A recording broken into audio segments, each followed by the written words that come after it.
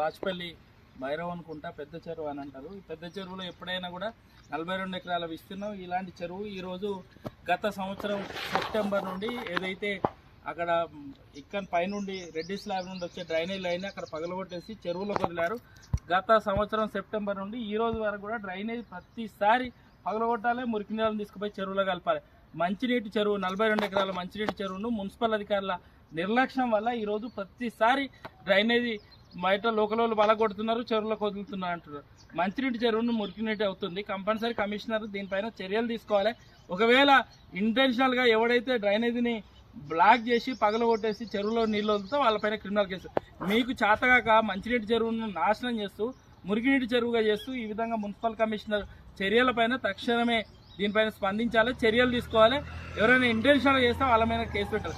మంచినీటి చెరువును మురికినీటి చెరువు కావడానికి ప్రస్తుత డిప్యూటీ కమిషనర్ బాధ్యత. ఇప్పటి వరకు చూడండి, చెరువు మొత్తం కూడా వానకాలం వస్తే నిండుగా మంచినీటితో ఉంటుంది. ఇప్పుడు మొత్తం కూడా ఫుల్గా ఉంది, చెరువు మురికి నీటితోనే ఉంది.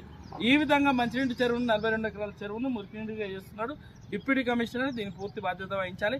ఇప్పటికైనా దిద్దుబాటు చర్యలు తీసుకోండి, సీసీ కెమెరాలు పెట్టండి, డ్రైనేజ్ ఎప్పటికప్పుడు క్లియర్ చేయండి, డ్రైనేజ్ నీళ్లు చెరువులో పోకుండా చూడండి. చెరువులున్న నీళ్లు కూడా తూము ద్వారా బయట తీసి చెరువును కాపాడాలని